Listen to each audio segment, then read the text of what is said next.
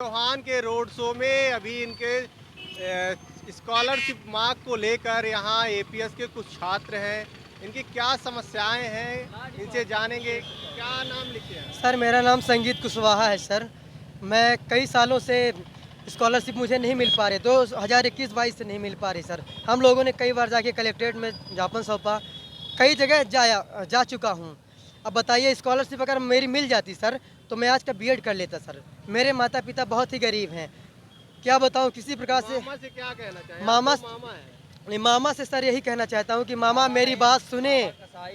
मैं कई बार जब इतनी बार विनती कर चुका हूँ हर जगह जा जाकर, आज हम पढ़े कि दर दर भटके सर, इधर उधर ठोकरे खाएं।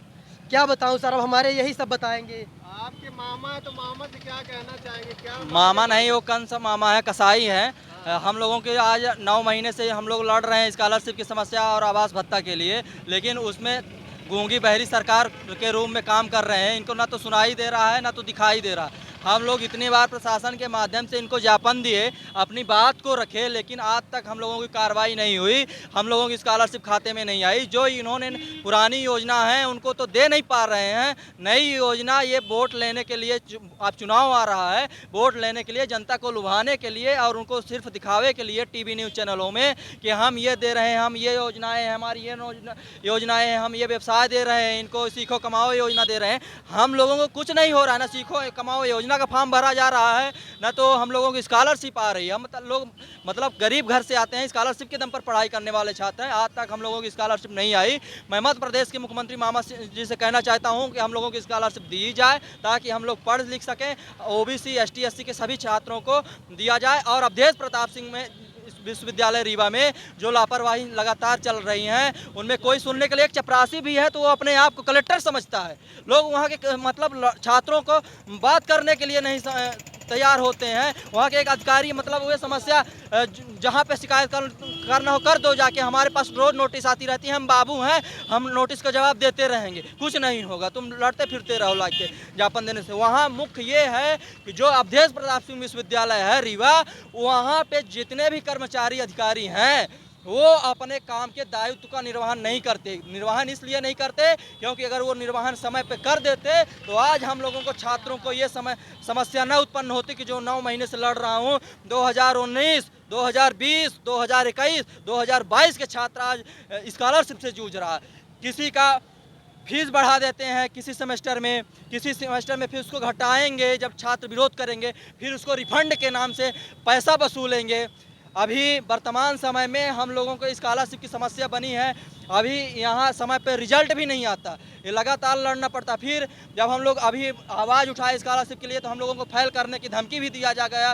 सेशनल में नंबर काटने के लिए धमकी दिया जा रहा है। लगातार हम लोगों को धमकाया जाता है, हमारे छात्रों को और धमकाया गया। जो छात्र डर के मारे कलेक्टर साहब के पास और कमिश्नर साहब के पास नहीं जा पाते हैं और बात रखने में हिचकिचा रहे हैं, जिसके बाकी वहाँ आज संख्या 2000 से अधिक छात्र हैं। सभी विभागों में जो छात्र हैं, सभी कोर्स के छात्र आज स्कॉलरशिप से वंचित हैं।